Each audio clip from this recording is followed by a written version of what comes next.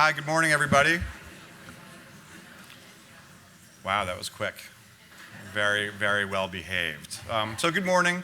I'm Todd Forrest, Arthur Ross Vice President for Horticulture and Living Collections here at the New York Botanical Garden, and it is my honor to welcome you to the third and final presentation in this year's winter lecture series. I hope you enjoyed the first two lectures as much as I did. Wasn't it fun to get a behind-the-scenes look at Dan Hinckley and Arnie Maynard's gardens? It was awesome. So I wanted, yeah, exactly, good job, good on you. I wanted to sort of to give a shout out to Barbara Corcoran and Lisa Whitmer, who organize this every year, and 10 million other things on behalf of the New York Botanical Garden, with the goal of engaging people in everything that's wonderful and cool and fascinating and magical about plants, gardens, and horticulture. I am particularly excited to introduce today's speaker, Edwina von Gal. She's one of the most celebrated American garden designers of our day. Since she hung out her shingle in 1984, she has created too many beautiful gardens to count in New York City, in Long Island, upstate, and elsewhere. Her list of clients and collaborators reads like a roster of red carpet arrivals at a swank Manhattan gala. Cindy Sherman, Frank Gehry, Maya Lin, Calvin Klein, Richard Serra, Larry Gagosian, Ina Garten, and most impressively, the New York Botanical Garden. Of course, we savvy horticulturists are way more interested in what gardeners do than who they know. And Edwina is doing some very interesting things for her clients, for her community, and for the planet. In 2002, she traveled to Panama to create the landscape for the Frank Gehry designed Biomuseo, and ended up co-founding the Azuero Earth Project, an organization dedicated to preserving ecosystems, protecting biodiversity, and promoting healthy communities. In 2013, she founded the Perfect Earth Project to promote toxin-free lawns and landscapes for the health of people, their pets, and the planet. Edwina is trying to help us all become better stewards of our environment by teaching us how to create and care for beautiful gardens that exist in harmony with nature. Edwina describes Marsh House, her 5-acre garden in East Hampton, as a laboratory and ecological refuge where she experiments with plants, plant combinations, and gardening techniques to create and sustain beauty without doing harm. We are grateful that she has come today to tell us more about how her garden nourishes her larger vision for clean air, clean water, and healthy communities. Please welcome me in joining her to the garden.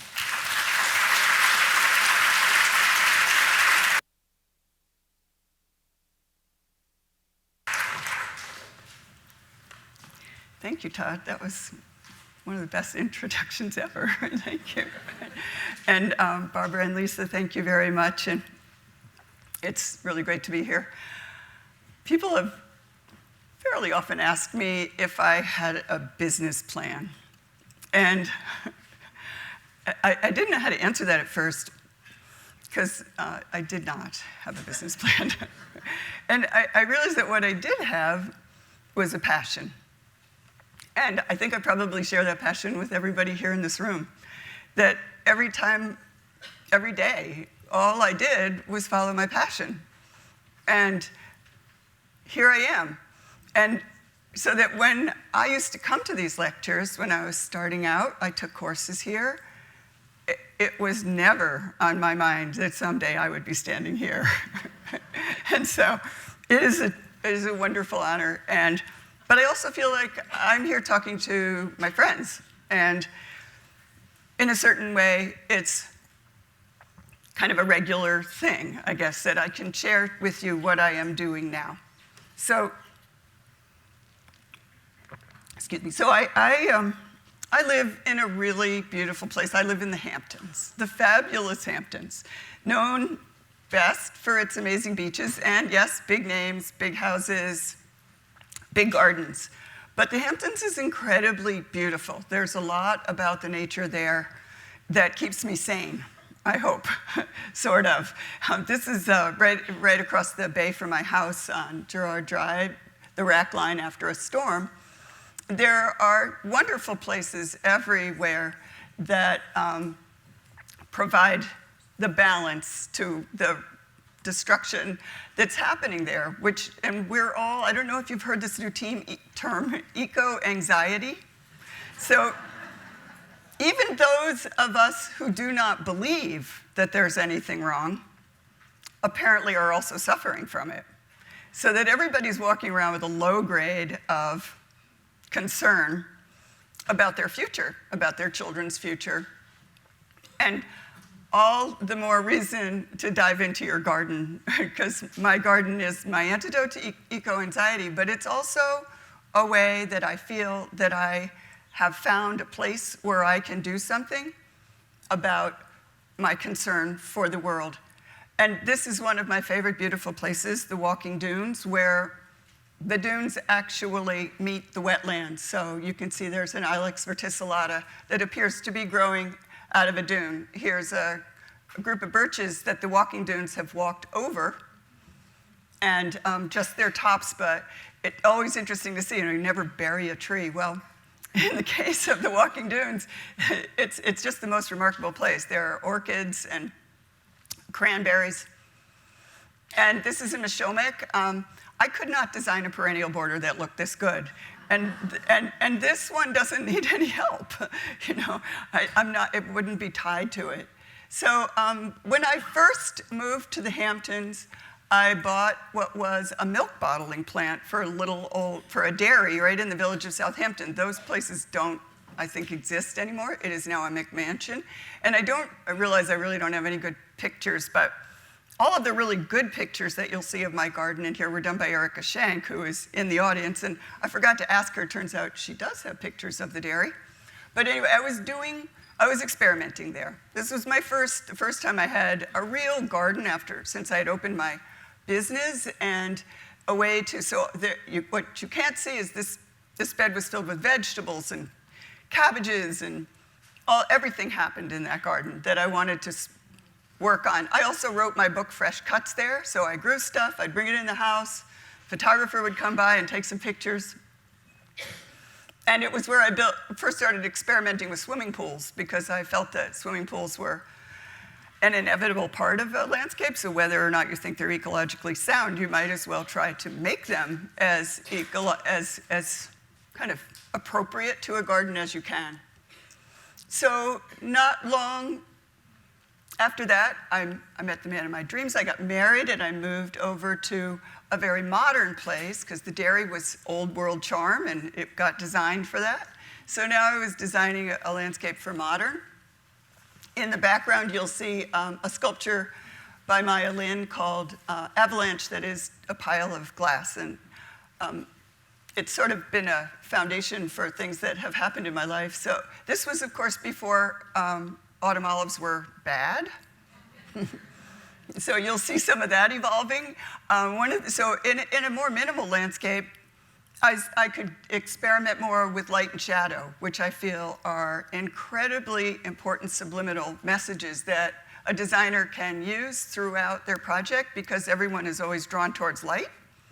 So if you create shadow and you want somebody to move over that way, they go from light to shadow, but also casting shadows on buildings, using large expanses with trees' shapes, and also responding to new ideas about everybody wanting an outdoor shower, and getting to play with incorporating elements of the architecture that become elements of the garden as well. So this outdoor shower was designed from the start, built into the house.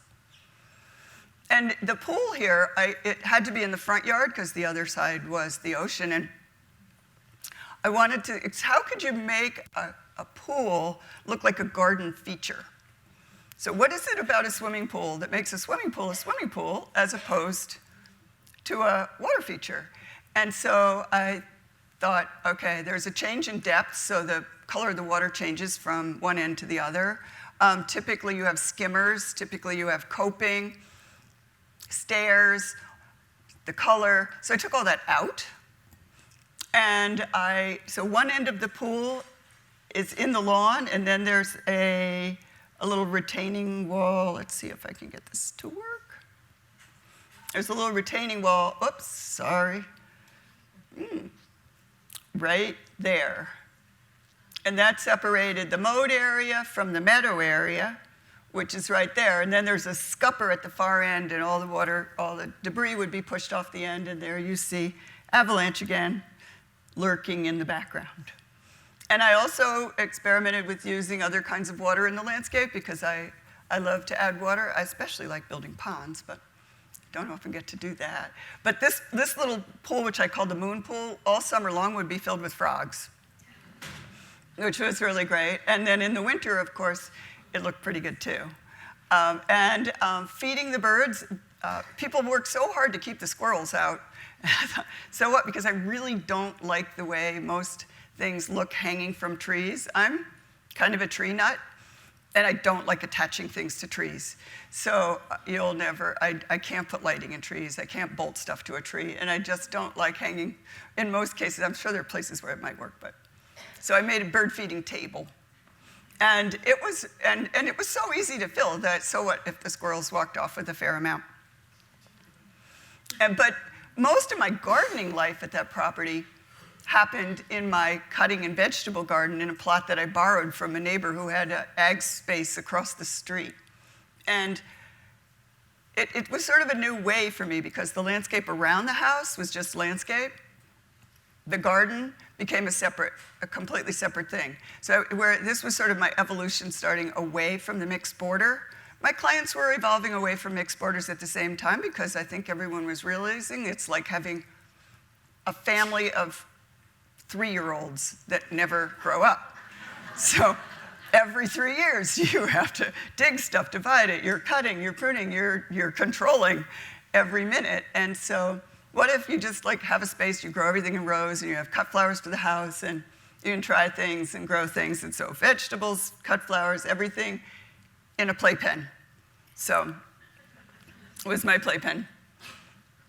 But then I lost my husband to cancer, and I was sort of about not knowing what I would do, and a friend took me to this place. He said, I want you to see this place. So I came here, and this is the house, and this is the view. And I really wasn't planning on moving, but I said, but it spoke to me. It said, you're going to come here and take care of me. This is where you have to be. So I bought the Marsh house, and that was in 2003. It's on Accabonac Harbor in a little area of East Hampton called Springs. And this side of the house doesn't need me. I love it. And so on a wintry day in December 2003, I moved in. And the first thing I did was just kind of nothing. Because what this whole thing about is like the business plan versus the not. Like our plans are our designs on a piece of land. So that's all of our gardens are building expectations into a piece of land. And what is that relationship? How does it play out over time? Who benefits? And is there a loss in that? And so I was looking at, with this sort of palette, this house also has a cottage behind, which was completely overgrown with Rosa multiflora and bittersweet. I didn't even know what was there, really. And so how much do you remove? What do you take away, and what do you keep?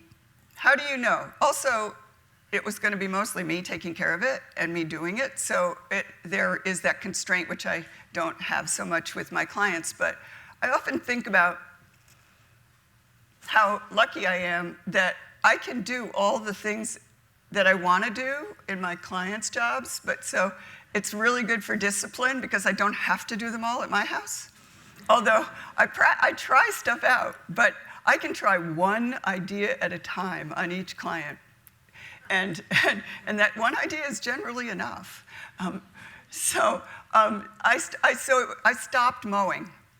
I just stopped mowing to see what would come up, because there was a fair amount of lawn. But this is a really natural and wild place. So this is what my driveway started to look like. And this is what the lawn behind the house started to look like. You will see butterfly weed came up. This is panicum starting to appear. I did plant a few wild cherries that I got as seedlings. Well, as things change over the years, the deer ate all the butterfly weed in the end, but it was nice to have them for a little while. But it's all about this letting go. I was looking, okay, what am I going to do? So I brought what I had with me in the meantime while I was sort of figuring out what I was going to do. So I brought all my pots over. I brought some art, this is a Chuck Arnoldi and a Win Knowlton, another Win Knowlton, my favorite bird bath. And we brought avalanche. So it returned. And I think it's going to stay now where it is. And I started looking, okay, I've got all this tall grass, which I will mow once a year to maintain it. Now, what do you do to make, where's the design here? So I started doing mowing interventions. And so just creating some spaces that not only gave me a place to go, but also made it look like a collaboration, not just a one-way. So this is starting to put a design imprint on the place. So not only does it do that, but it showcases elements that I felt were important, that I think are important, not because I like them, but noticing bark, noticing a tree. So taking a partial intervention into a stand of trees, mowing around them, putting a path to it, all of a sudden, what are not necessarily anything fabulous trees, all of a sudden become really special. You've made people notice and accept that tree. So back at the cottage, this is what it looked like when I said, okay, I'm just not gonna mow, I'm gonna see what comes up. And then I got rid of this was all bittersweet and a big mess. And I uncovered a really lovely old weeping cherry and some old trees. So taking my time, thinking about materials. What are the materials gonna be? So I really like the fact that after driving on my driveway for a while, the stones got packed in. And I thought, oh, maybe I just try to maintain it like this. And that where it was too shady for pathways, but I wasn't using these paths a lot, I was removing a lot of this material and I had a lot of bark chips. One of the vows I made, one of my design criteria for the project, and is now one I try to do on most of my projects, is no biomass leaves the property.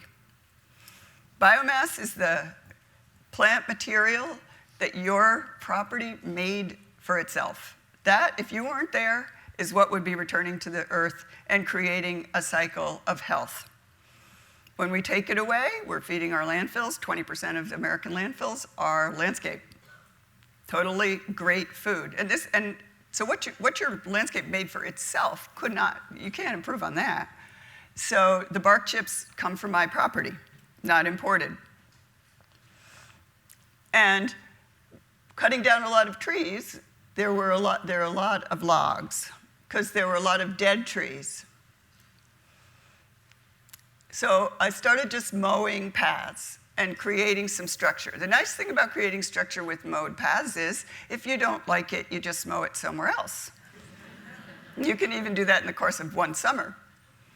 And I started moving in my garden, so there's a little shed on the property. I hung up my shovel that was an award, a golden shovel from one of my community groups, and things started happening. So then I needed, of course, to begin to add a little bit more structure. So I had to have a real path to my office.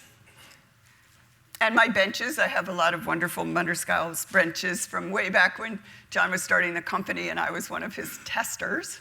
And so looking at creating, okay, where are the focal points? So there was this old boulder in the ground that wasn't gonna go, so I made it sort of a focal point to make this rather abrupt right-hand turn in a path make sense.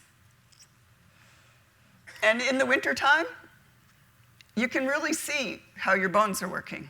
It's a nice time to take stock, because all of the things that you haven't done yet and that you're not really happy with, they kind of get softened, and what you're really looking at is the bones.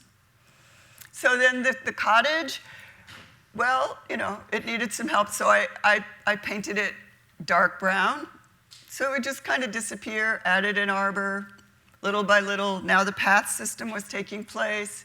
But of course, one of the first things I built was a compost bin. But the amount of compost that my biomass project was creating was a little bit more, a good deal more than my compost bin could ever handle. So we started making these brush piles. Originally, I don't have any photos, but originally when I was taking all the vines out of the trees, I just started to roll them up. So I made these like giant rolls, and I put them all around the edge of the property because I realized as I was cutting, this was my weekends for a long time, that I was displacing a large number of animals that were living in there. So there were thrushes and little rabbits. So I realized, okay, I'm just going to roll this stuff up and move it to the side, and they can move right back in, which they did. And little by little, it will simply decompose and give them time to relocate.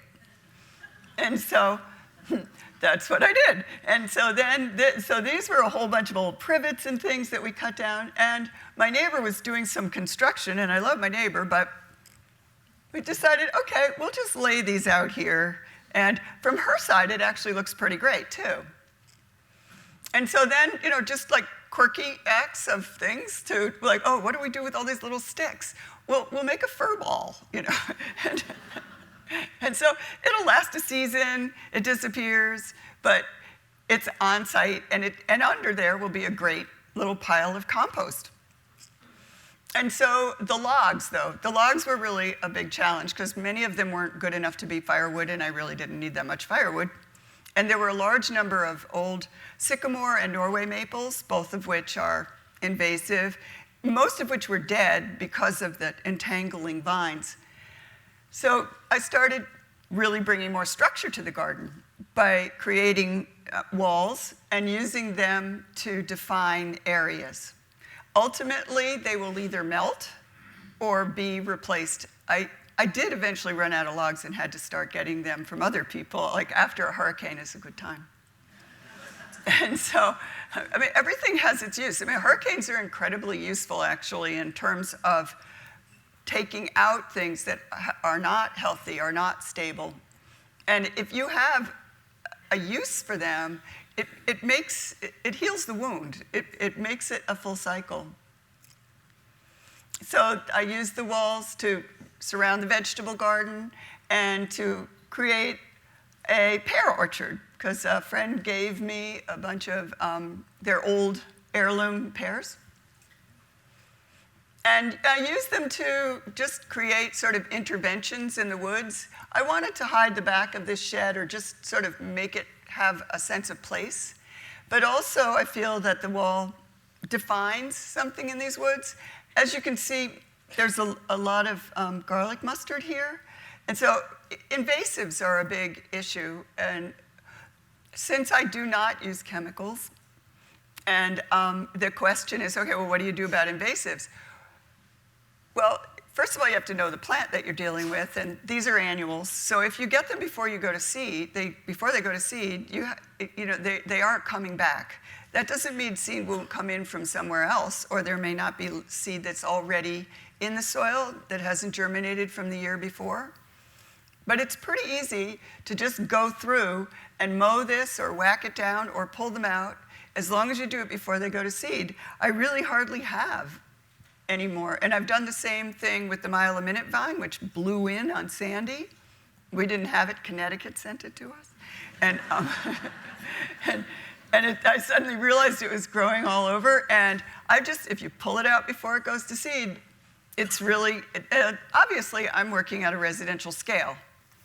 If you're talking the scale, but it's just more people to engage, the bigger the scale. And also, log piles are really good for hiding things, because one of the things that really irks me is architects will say to me or to the client, oh yeah, we put all these air conditioning condensers out there, they'll put some plants around it. So I say, well, I didn't want a group of plants that looks like a wart. I just, that wasn't really what in the plan. And not only that, air condensers aren't really good for plants. They don't do well. So, but log piles are great, and they're really cheap. And my meadow has to get mowed on a regular basis every year. So what better than a little homage Monet to create? So this is it later in the season. It starts out really big, and it sort of melts as it goes through the summer. So we just take, because you have to keep a meadow lean, so when we cut the meadow, we have to rake it off and pile it up. I don't like to put the cuttings from the meadow in my regular compost because it's full of seed. And my compost is not one of those composts of, the mythical compost that gets hot and doesn't have weed seeds in it. Haven't achieved that.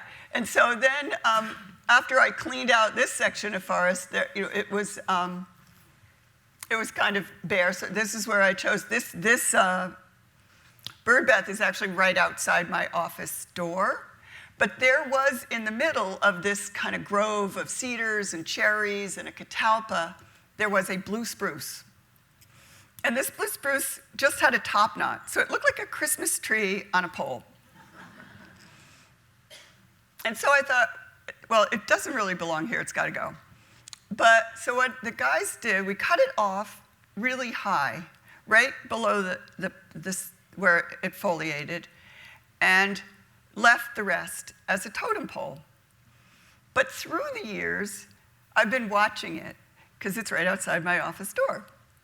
And first, the bark kind of got loose, and the bark fell off, and a whole succession of animals have moved in and out of this, which I call the living dead.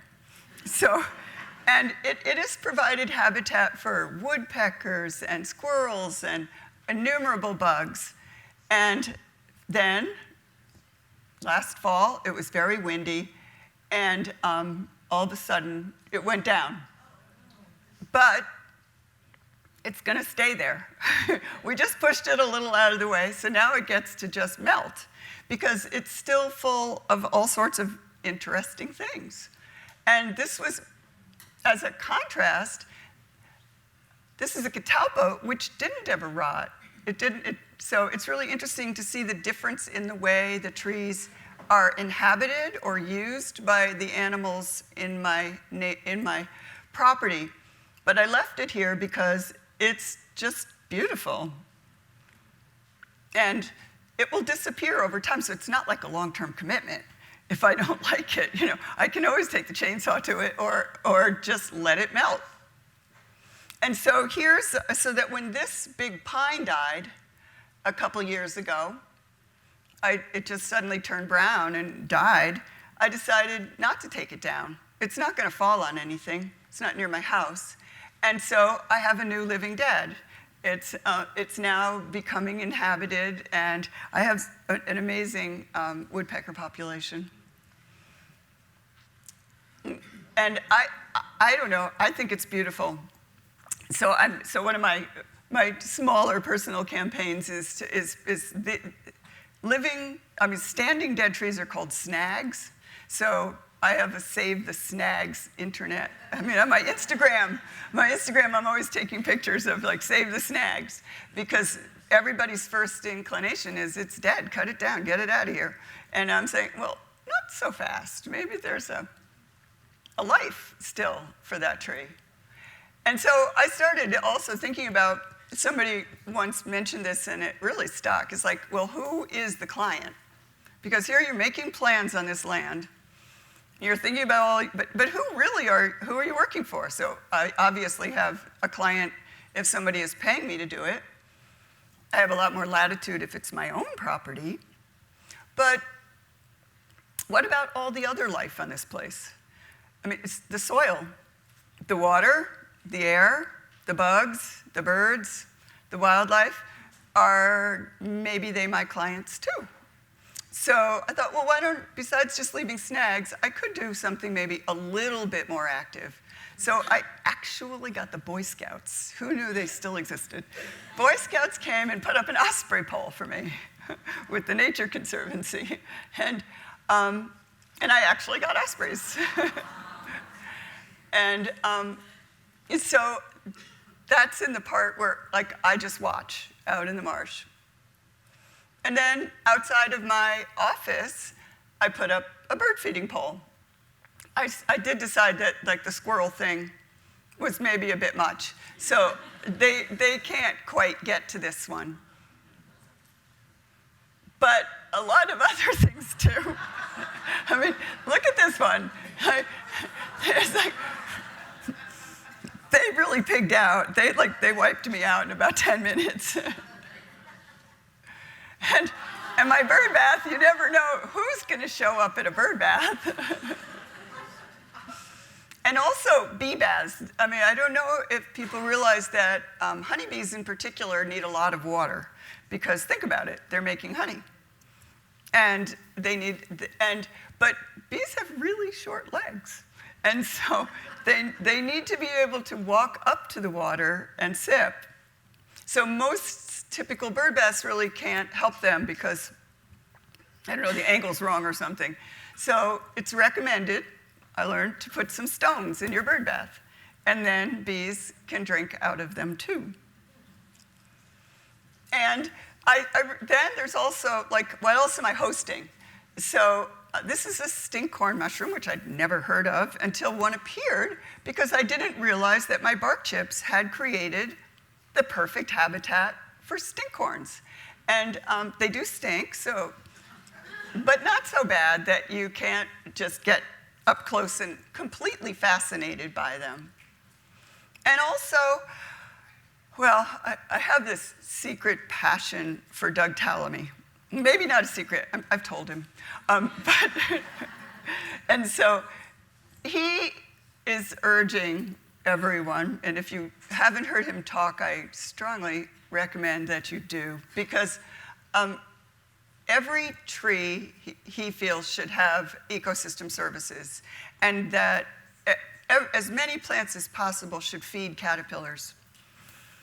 We are on a campaign in most, maybe not yours, but so many of the designed landscapes that I see and that I work with, at the merest sight of a bug on a leaf or the merest nibble on a leaf, an expert will come in and offer, of course, a very expensive spray program and convince you that you should be on contract to do this again regularly through the season and every year for the rest of your life, that your trees are, I don't know what they say your trees are going to do without it, but that, so Doug was saying that any tree can withstand loss of up to 20% of its foliage without a blank, and that most people don't notice at least a 10% loss. And I thought, oh, I should take a picture of that, but I don't have any trees with holes in them. Well, I actually did, right outside my door. This is a red maple, and sure enough, there were caterpillar bites.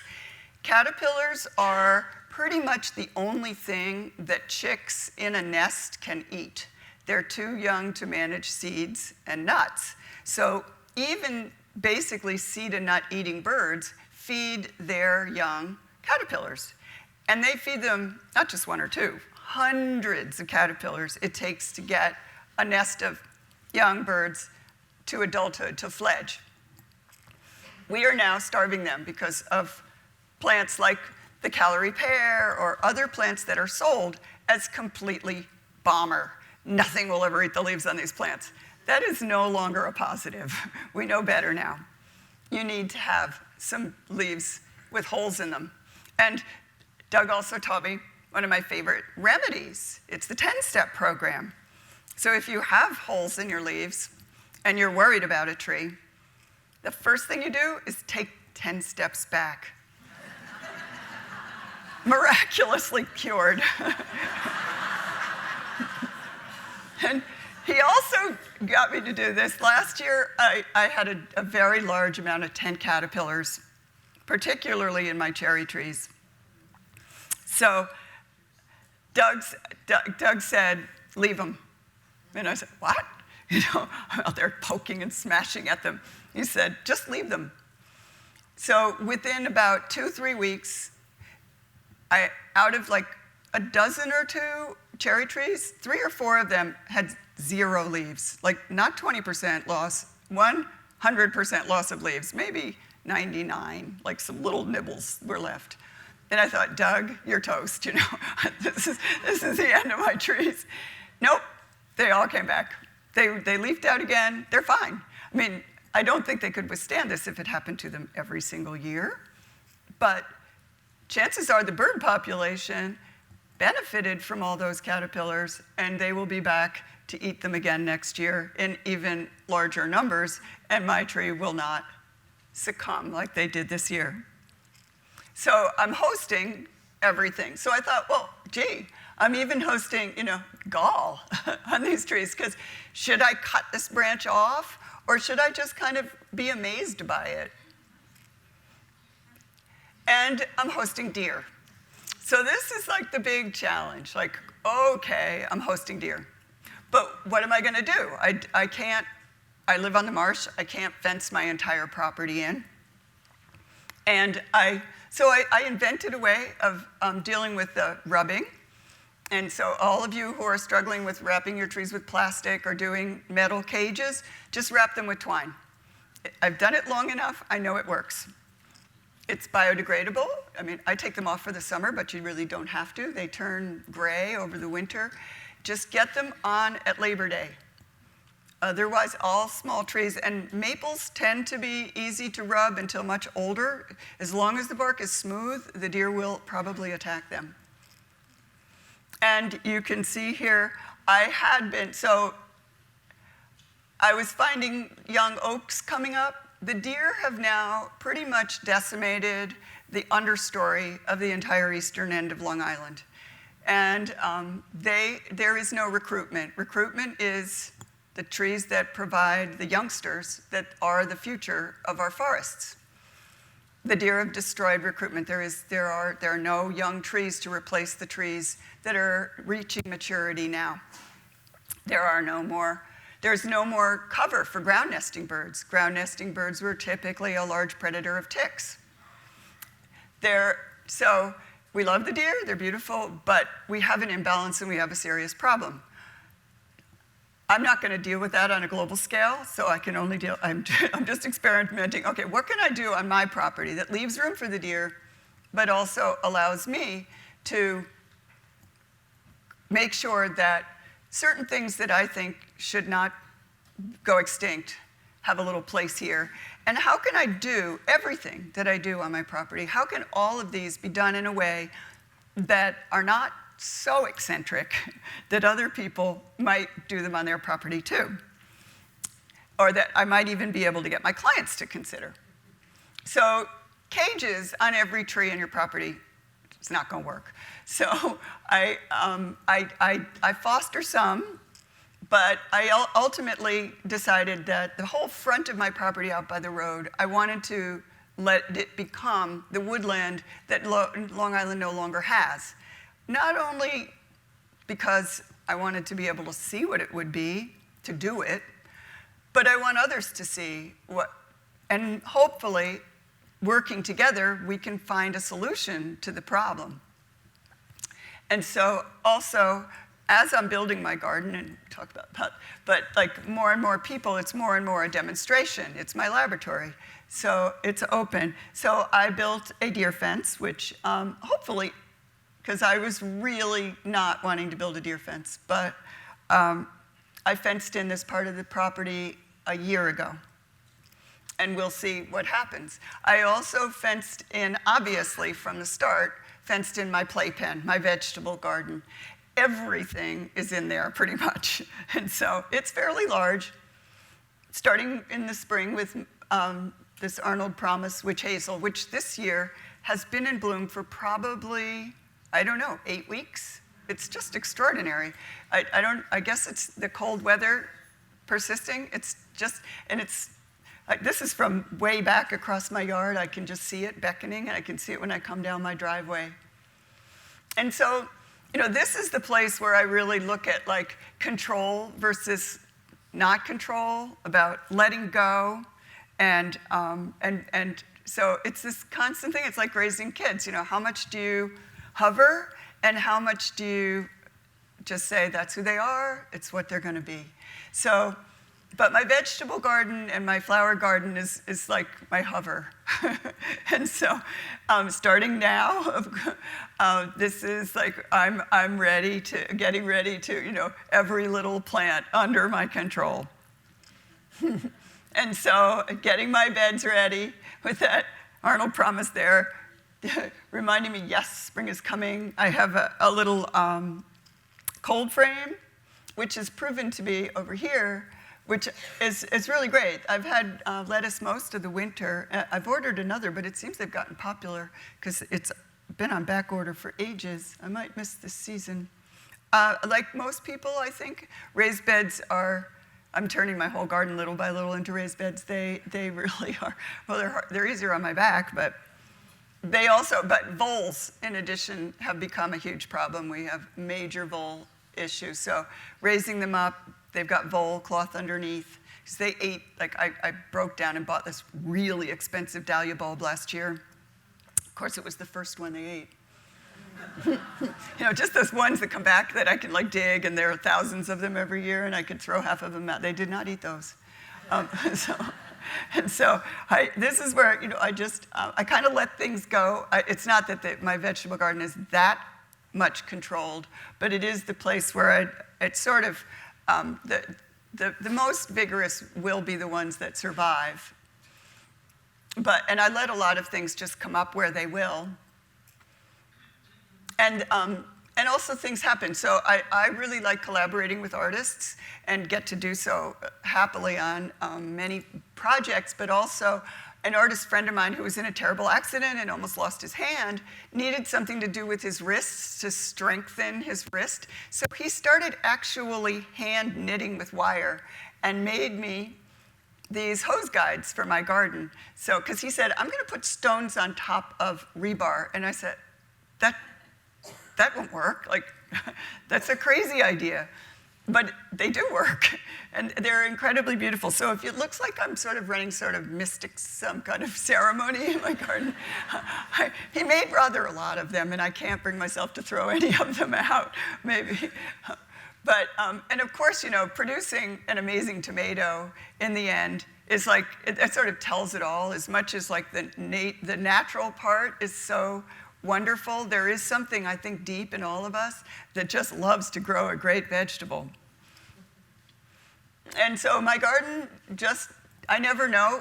It's a combination of what I plant and what I don't plant. A lot of this is a wild arugula that someone gave me some years ago, so I let it go to seed. It's a little bit more trouble to clean, but it's so delicious. And it'll be with me forever, and I always think of my friend. And then I have arches everywhere, and each year I try growing something different on the arches. And this past year, where is it? Let's see. Well, I like the gourds.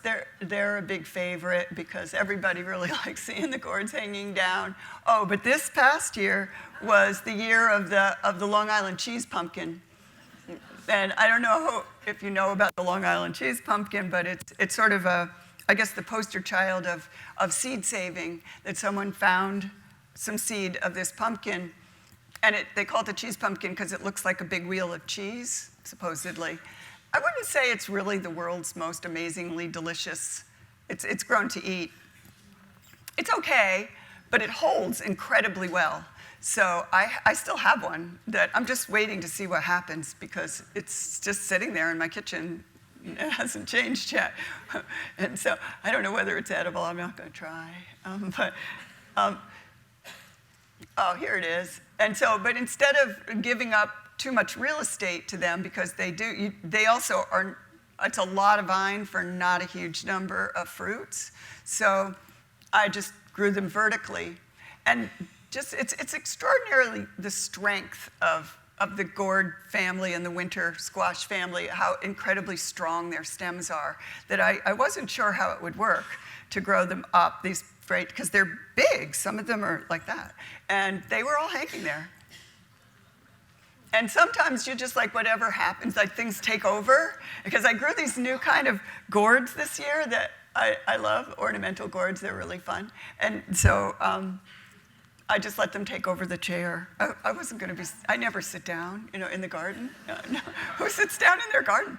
Not happening. So, and then but there are these still, like in spite of like the incredible beauty of the wild, there are these moments of joy that happen in my garden that I I'll never get over. So it's this balance of the part that I did, well, sort of with nature, and the part that I didn't do, the part of the letting go, the part that is happenstance.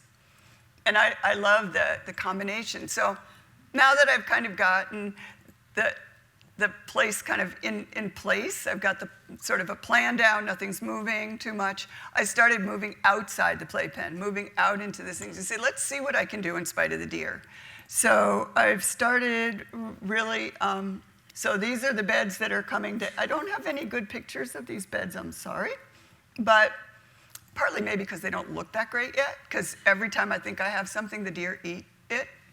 And, but they don't eat mountain mint, that's for sure, which is pink nanthemum. So it's a little aggressive, so it's kind of taking over. But they also don't eat Santolina. And they don't, they say they didn't eat Teucrium for a while, but then they did. They even ate my leucothoe this year, so which was supposed to be not. And so it's a constant balance of like, what are they going to eat? But I'm going to keep trying. So this area, which was clearly a deer-proof garden, I decided, nah, I'm going to have to do something with that. So I'm looking at so this mullein moved in, and it's staying because they don't eat Nicotiana alata. How about that? But, and then in my pots everywhere, I'm also experimenting. So these pots are on my terrace. And you see the green Santolina. This is a weed, Euphorbia cyparissius, which is not native, and also considered something invasive, but the deer don't eat it. And it's really charming. And it really likes a particular kind of habitat in the wild, but it does great in my pots. And Opuntia with spiderweb is another deer-proof combination. and those flowers are I have a big silver lace vine, and the flowers fall down. And a lot of people don't like silver lace because the flowers fall, but it blooms all summer, and it looks like snow on my terrace all summer. I think it's really charming. The deer ate my yucca in this pot. So I grew a scented geranium through it, and it worked. And so now what I do in the fall is when the frost hits the scented geraniums, I cut them all and I weave them through the things that I don't want deer to eat. And even when they're dead, it seems to work. So obviously next year the leucothoe are getting this treatment. But so I'm growing more and more scented geranium. So this is, and they're beautiful all summer. And the deer, of course, don't eat them. And then they do double duty. And so like I added some water to my bird bath, a dripping pipe, and I added some pedicides. This is really sandy soil, sandy oak forest soil. And so this pedicides isn't going anywhere. The deer don't eat it, and it cannot spread because it only will grow where it's really wet. So I was feeling a little bad about the fact that I was wasting water with my constantly dripping pipe, but it's really what the birds love, and it keeps the water fresh, and they're always coming and splashing around. And so now it just goes in and helps the pedicides. And so then there was this area in front of the cottage and my office that I thought, I think I should do something with that, because as the trees were getting bigger and bigger and it was getting shadier, so I put in a moss garden last year. A lot of the shade is provided by cedars, Juniperus virginianus, and I would say that they're probably not the right shade tree to use for a moss garden, so I learned that, and I'm passing that tip along to you, because I never realized how much they drop. They drop needles all the time. They don't have a season, and it's really messy, and it's very hard to keep a moss garden cleaned, so stick with oaks for your moss garden. So I enlarged the moss garden this year so that to get it away from the cedars. So it's going to get bigger, and I'll do something else under the cedars, I guess, because there you can see it on the left. That's the door to my office. And so as I come and go, this is how I come to my house. And the meadow, the part that I don't garden, and I never will decide that it could be improved upon, is really, in a way, I think my biggest joy, because obviously it's the thing I see the most every morning when I wake up, and it's the last thing I see when I come home. And it's never the same for 2 minutes. The light is different, the seasons change, but also the plants change. So this is what I see when I'm leaving. And even then, the light is different, one direction or the other. And this is how it transitions to the marsh, just naturally. It goes from the upland down to more panicum, down to the baccharis and the marsh alder, and then out to the marsh grasses, the spartinas. And of course, every day the sky adds its own amazing moments.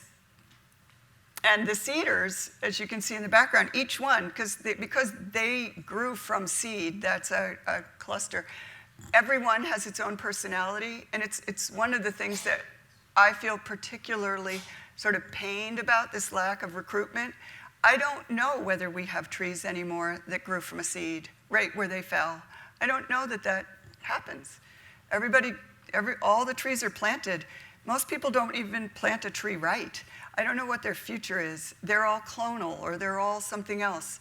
They weren't born there. And we don't live where we were born much either anymore.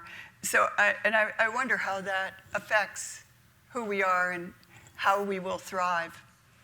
And so this is the meadow. As the trees grow in, the area under the trees has changed. And every day in the morning when I walk out and the dew is on the meadow, at different times, an avalanche, and something comes and walks on avalanche at night. I've never seen it. I don't know why they're doing that. Why would you walk on a pile of glass if you were a wild animal? Why? What is there for you? I don't know. But you can see the panicums, this was not long after it went in, and so you can see that there are a lot of fescues still in the meadow at that time. But the panicums were starting to move in. And then over time, more panicum. And avalanche has continued to act as sort of this focal point. I think it's really hard to put sculpture in a landscape. Most of the time, it becomes all about the sculpture and nothing about the landscape. So you know where my heart lies. So, and sometimes I think most outdoor sculpture is like it's the bad stuff that people just didn't want in their house or something, you know. But I think that this is just, to me, an outdoor sculpture that really does it. It has enough presence to hold its own, but it doesn't. It reflects the landscape. It anchors the landscape. And so over the years, I've been, of course, photographing the landscape, and so have everyone else who comes, and Erica and friends. And you can see from the same vantage point how it's changed each year. And the butterfly weed may be gone, but I'm getting asters, and a really beautiful little goldenrod has moved in. And now it's switching, a lot of it is switching, and I don't know why, from the panicum to more little blue stem. And then a couple of years ago, we had a really dry summer. Aragrostis, out of nowhere. This whole section of the meadow came up in Aragrostis spectabilis. And it was just magical. And then last year we had more rain. It wasn't really there anymore. And so this is the part that I really am trying to build into the landscapes I design for people. And I'm really asking people to think about it in their own landscapes. You don't have to do everything. Mother Nature is the best designer. can you create spaces that actually allow for surprises? Can you create spaces that things happen that you didn't do? Can you live with that? Because there are these, and looking at it at all the different scales, from the tiny to the really big picture. And this was like one of those surprises. I didn't know that Knifophia can self-sow. Is this a problem? Does anybody know? Is this the start of something really bad? Or is it great? I don't know. Anyway, I left it because it looked so amazing, but it is a little odd, and it wasn't there for all that long. But you can see how much this area has become all little blue stem. And so in every season, I step out the door, and every morning I'm so it's the way to start the day, and there isn't a bad moment. So, and even on a really gray, this is a really gray, nasty, I didn't want to go out kind of day, but nothing to complain about. And then the very cold winters. And then Hurricane Sandy. Since my house is on stilts, it was fine. I thought it might blow to Oz someday, but for the moment, I don't have to worry about flooding. But interesting how so many people told me who had waterfront properties that their gardens were completely destroyed by Hurricane Sandy. You can see where the water line was on Avalanche. You can also see that the garden, I call it my garden, the meadow, totally unaffected. I found a dead squid in my driveway. I didn't even know there were squid out there, but it flew from somewhere. But that didn't miss a beat, this landscape, this meadow. And so with all of that in mind, as Todd mentioned, a few years ago, I started something called the Perfect Earth Project, and because I wanted to figure out, how can I do something about this collective anxiety, this collective, also the fact that the landscape industry and the environmental industry seem to be moving in two different directions. So the landscape industry has become increasingly a business model. Since I don't know about business models, it's kind of hard for me to really get behind that. And the environmental and the gardening people are moving the other way. We're recognizing that putting chemicals on our properties, why would I want to be handling this stuff? But the people who don't are looking at it from a convenience point. Just buy the stuff, somebody puts it on, let's kill all the bugs. And so it's sort of this whole world of antiseptic. They're taking probiotics, people, and yet their lives are antiseptic. They're washing their hands with hand sanitizer. And it's there's a disconnect here. So I thought, well, maybe in my way, since I can just start with my clients and say, let's not use chemicals. And everybody said, yeah, you take the responsibility, give it a try. And I was of the school, like everyone else, that, it's going to take a few years. There's going to be some horrible collapses along the way. Absolutely not the case. There was no difference. We weren't using chemicals. The landscapes look better, actually, and my clients are all really happy because they're not exposing their children and their grandchildren and their pets to horrible things. It doesn't cost more because we're not buying chemicals, and we are paying people who are actually paying attention to the plants to come and care for them.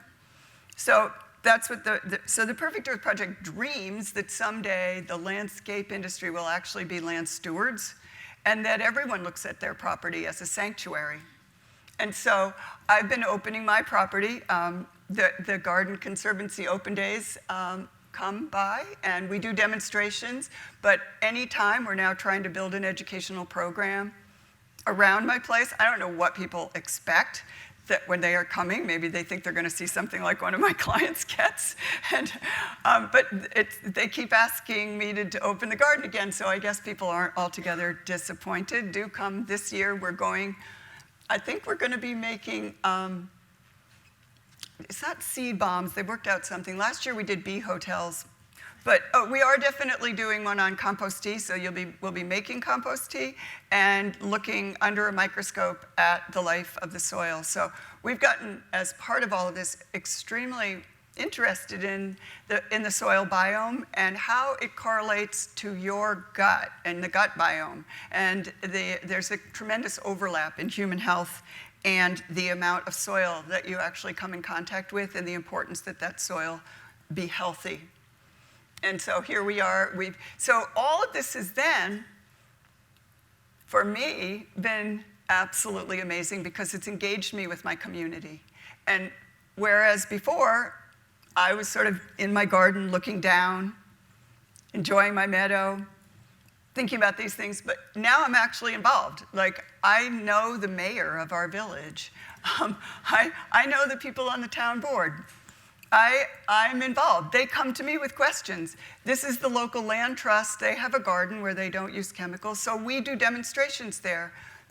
Everybody's involved. We are now doing trials on the new low-mow grass seeds because everybody's interested in them. And people were telling me that they don't work or they do work great. So we said, okay, we're going to find out for ourselves. And Bridge Gardens gave us a big space to trial all the different companies that are growing different seeds. We put them in the fall, so it'll be at least a year or so before we have definitive answers for you, but do check back or go to Bridge Gardens in Bridgehampton and check the trials. And so, here's me and my relationship with the mayor. That's our little lawn sign that says the village properties are maintained without chemicals. And we worked out something with the Southampton Hospital. So, because they did realize pretty quickly, it didn't take a lot of convincing, that a healthcare facility should not have a carcinogenic lawn. And we just did our 1-year review with the guy who was head of facilities and the landscape company that took over. We wrote what I think is the first ever RFP, a request for proposals for bidding out a toxin-free lawn under commercial conditions. So it's a pretty extensive thing, but if any of you is running a commercial property and would like to put out a bid for someone to manage it without chemicals, we have the RFP for you. And it's on our website. But after a year, he was very gracious about it, but to tell you the truth, one of my clients donated a wing on this hospital. So let's just full disclosure here. So I did have a little help in terms of their enthusiasm about adopting this program. And however, he said to me, I am so happy because I really thought that we would be dealing with some serious problems, and there wasn't one. And he turned to the landscape crews and he said, I would now like to put you on an extended multi-year contract. Yes. So. And we're going to now start working with, hopefully soon, other hospitals, because Southampton is now part of the Stony Brook system. They're going to help us really spread the word. And we work in New York City. This is the Battery, the largest chemical-free lawn in the 5 boroughs. And I don't know if you know, and one of the things that we try to do is try to get the people who are doing this to tell people they're doing it, to promote themselves in this, because they're not getting the credit for it, and neither is the beauty of their landscapes. People need to see how beautiful landscapes can be without chemicals. The Battery is completely chemical-free. And so at the end of the day, I decided a few years ago, it was coming up that I had lived and gardened in this house longer than I've lived or gardened anywhere else in my life. And I decided, well, it's time I made a vow. So I made a lifetime vow with my house and my property that I would stay there forever. I will never move. And it really changed. It's like the difference between living together and being married. Those of you who have done both, you know that actually, as silly as it sounds, like you put off being married because what difference would it make? And it actually does make a difference. It did for me anyway. And that vow, that commitment. And so I made a commitment to my property that I would never leave. And it really changed the way I feel about it, because I think that we all now we're always thinking about the next project, the next place. Where might I go from here? I'm not going anywhere. I'm going to take care of this place until then if a hurricane takes my house away, I'll move back to the cottage. At least I do have a retreat strategy. But I can sit here for hours, because this is the part, as I said, that I don't have to do. And I can sit here for the rest of my days when I'm crippled and can't garden anymore. I'll be looking out on something that doesn't make me feel anxious or guilty that I haven't done something, because I am doing something, but it isn't exactly right here. I don't have to go out and intervene with this, because other than to get them to stop spraying methoprene, which is the bigger picture. It is the bigger picture that I can focus on when I look this direction. When I'm back in my playpen, I can focus on the gardening things. And so we now are asking people to make that kind of commitment. You don't have to live in the same place for the rest of your life. But if you could make a commitment to the place where you are, and if everyone made a commitment to the place where they are, that they will never do anything to harm it, that it will be their sanctuary. 86% of the land east of the Mississippi is in private hands. Think of the sanctuary we could create. And this is where I will end my days. Thank you.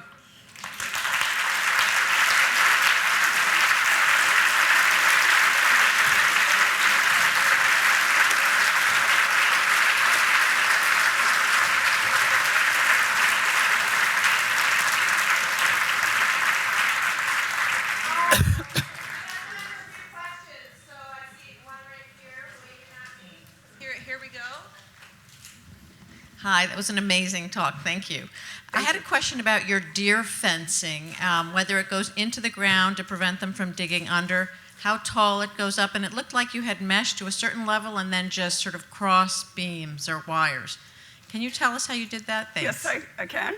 So it's Locust Posts, from locusts that I cut out of when we were clearing.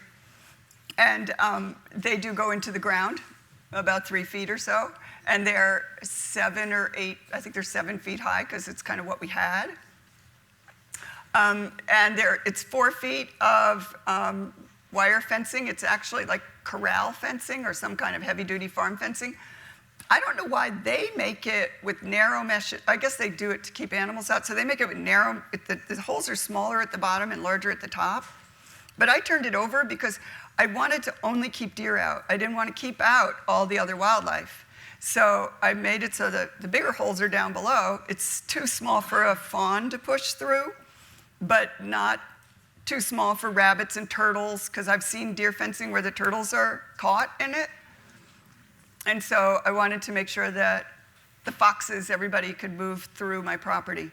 So that's 4 feet high. I just really couldn't cage the whole thing. So above the 4 feet, I have wire at about 1 foot intervals. To start, I just hung some twine on it to sort of flutter so the deer would see it. And it's working fine.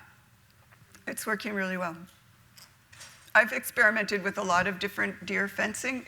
2 4-foot fences is what I used at my vegetable garden beginning. But then I took out the inner fence, because the plants I planted between the 2 fences were getting to the point where they were exploding out. So I took out the inner fence and just added a little above, but it's working. We have another question over here, Edwina. Thank you. It was very inspirational. Another deer question. The trees, you said you wrap them in twine, but it looks more like rope. And how does that I'd like to know how thick the rope is, and how does that, or why does that keep the deer from scratching and rubbing? It's a heavy twine. It's smaller than rope and bigger than just like your average package wrapping twine. So I don't know, what's that, like 1/8 or 1/4 of an inch? I should actually look it up and see what the number is, because it's sold by weight. But I just buy something that looks like it has a bit of heft. But you can, if it's too fine, you just have to do more of it. I cannot speak to like what's going on in a deer's head, but what I do know that I've been told is that they can't stand entanglement. And so that anything that appears, so I started doing this with things that were multi-stemmed, and I couldn't really wrap them or do anything. So I made sort of a cat's cradle in them, and that kept them out of my multi-stem. Like I had all these pussy willows and things that I just couldn't figure out how to protect them, and that really worked. So then I thought, well, what if I just wrap them on the trunks? I don't know if it doesn't give them access to the part they like, because they only like certain kinds of bark. They only seem to like bark that they can really rub off. You would think if their goal was to scrape off the fuzz on their antlers, that they would take a bark that was really fissured, but they don't. They only take bark that they can really mess up, like and I guess with the twine they can't get that kind of action going. That it works. That's all I know. You mentioned ticks. How have the ticks changed your relationship with your garden? The ticks have changed more than my relationship with my garden. I think that they are probably the thing that I can't give a talk that someone doesn't ask about ticks, especially since we do not promote spraying.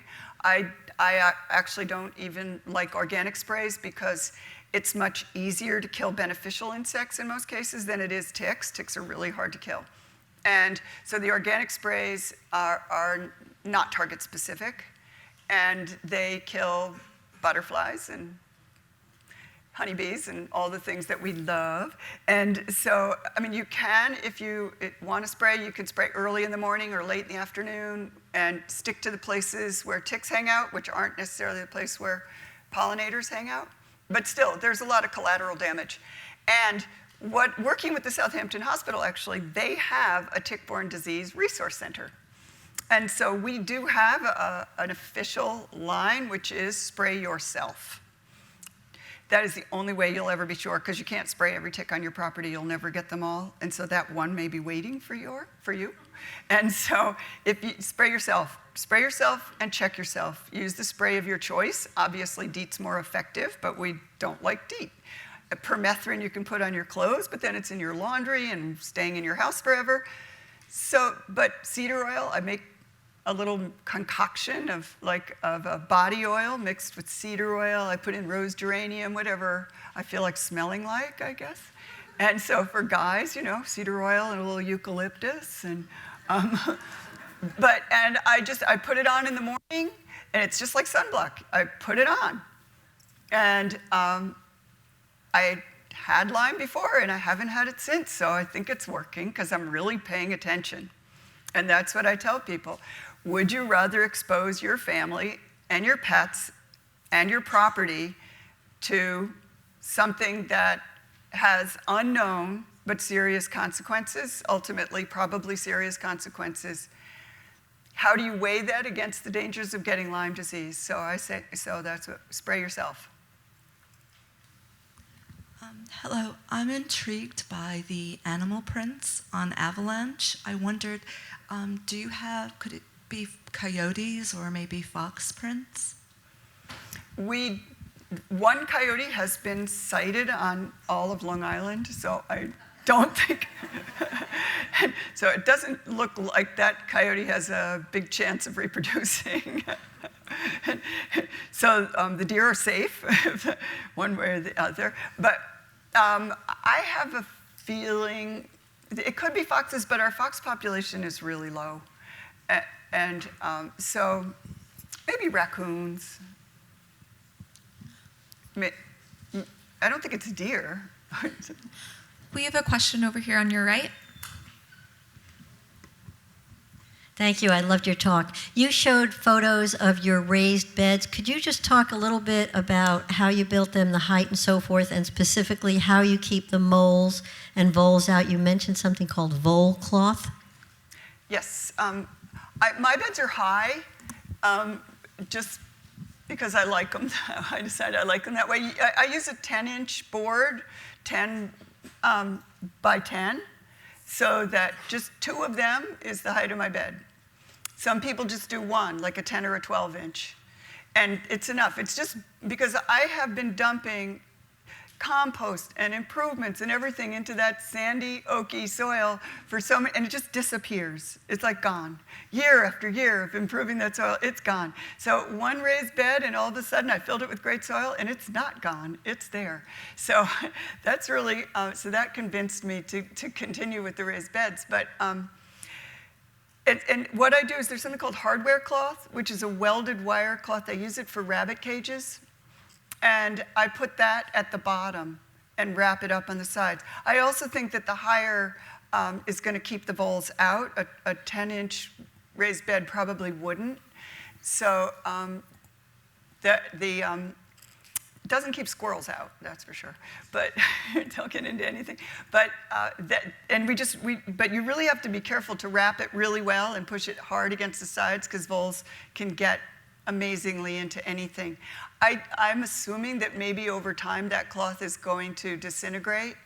I don't know, but I think that they say that when your metal is not exposed to air, it doesn't rust as fast. And that welded wire cloth is galvanized, so it may hold up better. And I use construction grade cedar, never treated wood. I have a question about Perfect Earth Project, and if you ever have plans to certify landscapers. We have a lot of landscapers in my town, I live in Rye, New York, that are saying that they're practicing organic practices, but they do a terrible job. And I follow you guys on Instagram, and you feature people that are doing beautiful jobs. I think these guys need to be certified by somebody who really understands and is passionate about what they're doing. Yes. We actually do have plans to, but not ourselves, because NOFA, Connecticut NOFA, CT NOFA, already has a very good certification program. So we'd like to see their program expanded and enlarged. So we've been working with them. We've brought them to Long Island twice already. It's expensive, the certification. But I think that if we can scale it up, we can bring the price down and make it more accessible. I totally agree. It is the best way, but the other best way is the educated consumer. Like any service, there are good ones and bad ones. I hope that in the relatively near future, there are far more good ones. It's difficult, but we ask people not to fire their landscaper if they want to transition, so that we can get our hands, we can educate that person. I don't want landscapers to think that this is their enemy, and that I would rather they saw it as an opportunity and their future. Fascinating talk. I'm over here. I was wondering, you referred to something in your garden called an ice box or a cold box, and you said that they were on back order. A cold frame. And can you explain what the purpose of that? Yes, it's like an unheated, a very small unheated greenhouse. And so I can extend the season for my cool season crops. So in the fall, I plant lettuces in there, and it has a little automatic opener that it works on wax or something, so that there's no power involved. And so through the winter, depending on how cold, this year, in spite of the very, very cold weather, I had Chinese mustard greens that made it through. They kind of stop growing when the days are really short. They just sit there. So I can't really harvest much. But as soon as the days get longer, I've been eating lettuce out of my frame now for a few weeks.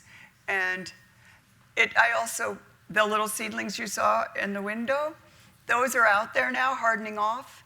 And in another week or so, I'll probably take them out and plant them in the beds. And so I have to water in there now and then, because the rain that comes down doesn't go into it. Mine is made by a company called Jewel, Juwel, I think.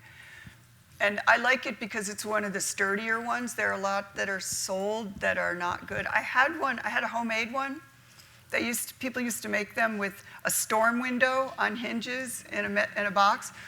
But you have to be home. The window was heavy. I went for the plastic lightweight. I'm no fan of plastic, but I figure I'll be using it for many, many years, and it's working really well. We have one last question at the top here. Thank you for the wonderful presentation. I was just fascinated by the storm surge not affecting your meadow, and I wondered if the plants are actually, the saltwater tolerant plants are actually benefited by that, or if you would talk, is there a line where there was some damage, or? No, there's no evidence anymore. So I think they just took it in stride. I don't think they came out better or worse for it, because there's no, you could see the rack line after the storm of all the debris. I found something that I found out later is called a killicar had washed up, which is a little box that they keep killifish in for fishermen, a little bait box, but it was handmade. It's really wonderful. But so there was this line of all this evidence, but now that that's cleaned up, there's no difference between the flooded side of the meadow and the non. And so I mean, it's really what they were made to do. I mean, the water comes under my house on a relatively frequent basis, so there are parts of the meadow that are submerged maybe 5 or 10 times a year. And they're fine. Thank you so much.